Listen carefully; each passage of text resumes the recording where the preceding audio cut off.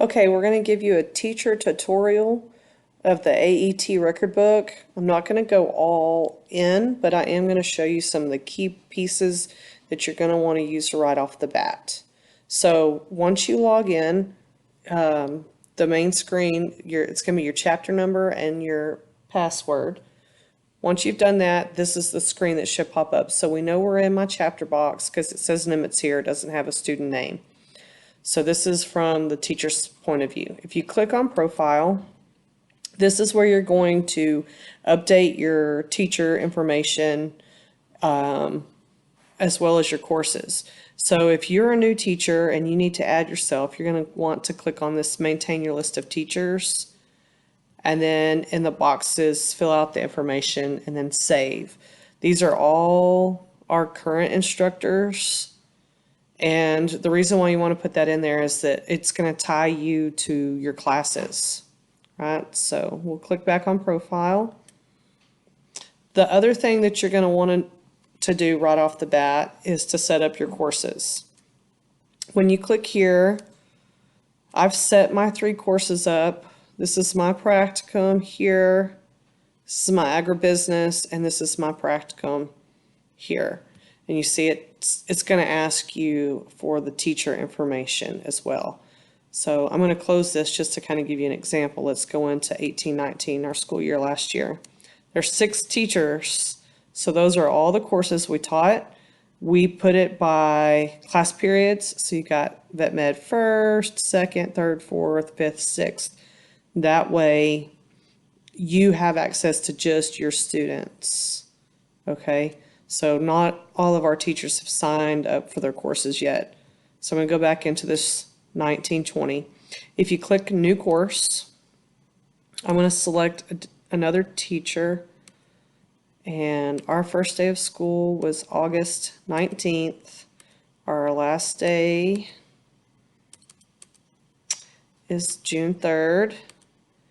And she teaches animal science.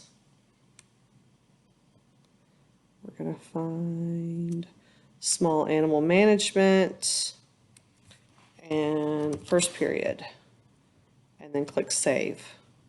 So now you see that here, and it's got Miss Scott's name. So once she goes in and adds all of her classes, then all of her courses will show up. And when we switch to a kid's book, I'll show you how that's important.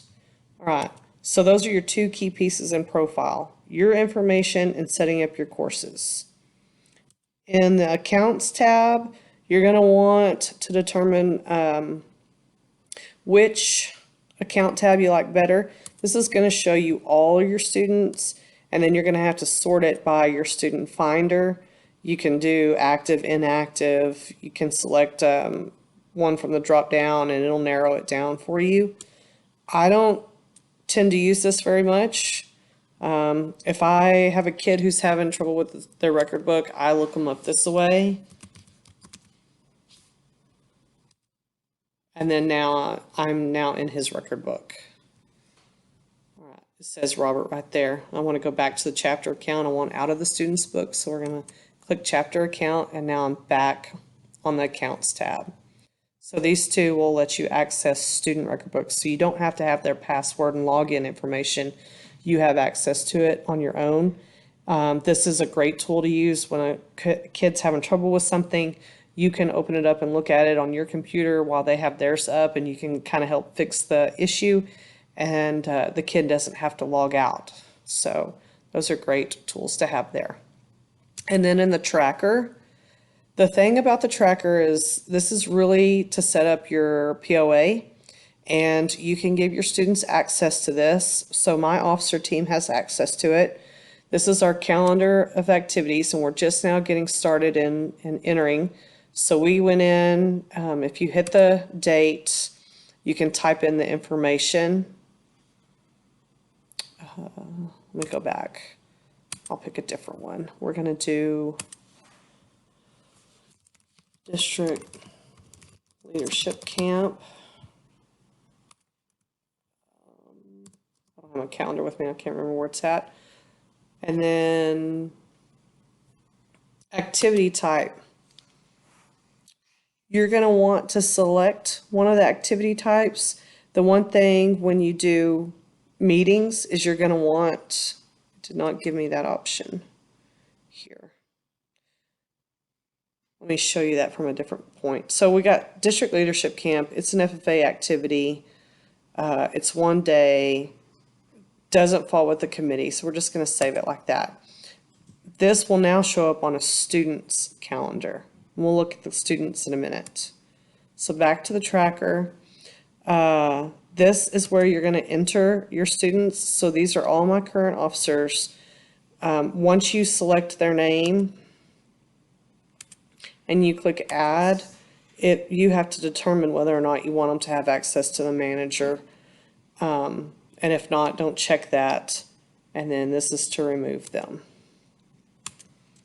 Then this is for your budget. If you want your students to access the budget, we don't mess with the budget too much.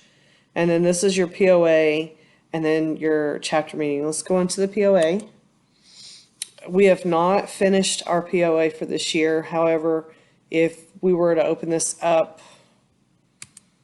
this is our POA from last year, 17 pages. How did we get that? We simply started with one tab and we worked our way over and we filled in the boxes using the guides. There's not an easy way to do it. It's going to take you a long time. What we tried our best to do is we went in before we talked with the kids to try to get a feel for it. And then we just kind of used the topics, the headers, and we talked to the kids and we got a feel of what they wanted to add. And then we kind of all worked together to get it put together. And then we just went, like I said, from one tab to the next. Then your chapter meeting manager. This is where your kiddos will put in information. I'll show it to you from a student perspective. But that district meeting I had on my calendar is set here. If we go back to the calendar, when I put this in, it's a meeting, and then it asked me for that activity type, and I was able to put meeting there, okay? And so if this was a chapter meeting, then we would go in and the students would fill in all these pieces to it. And this is going to be equivalent to the meeting manager. So your agenda would be your agenda, attendees, and minutes is for your secretary. I give access to all of it to all of them so that they can kind of help each other out if there's a problem. Okay, so that's tracker. The teacher activities, if you need to keep track of your items for extra duty days, or if you're having trouble with administrator justifying what you're doing, that's what these tools on this side here are for. Then reports. The reports that you guys will see are going to be the student grading reports. And then as you get into awards and stuff, which in spring we'll go into them a little bit more detailed, you'll use this a lot more. But for right now, for journaling purposes, your student grading report and then this SAE report is going to be two of your big ones. If you click on student grading report, again, you can customize groups, you can look it up by teachers, and then it's going to give you students list, and then you can see how often they've logged in. This FFA info is their portfolio, how full it is. Remember, if you get it at 100%, it's going to make loading your roster way easier. You can see the resume as a link. You can see how many hours they've logged in class, their FFA hours, community service, and then this part over here is their SAE, if they've made money, journal hours, etc. Okay. This would just be if you wanted to look just at SAEs. This is a student detail report, your journal hours, those kinds of things. This is going to be for your program if you want to see some stats on that. And then you're going to use this pink looking box at the end of the year for your FFA awards. So that, folks, is a wrap on the teacher side of things. we're going to do a quick video now from the student side, so make sure you check that link out too.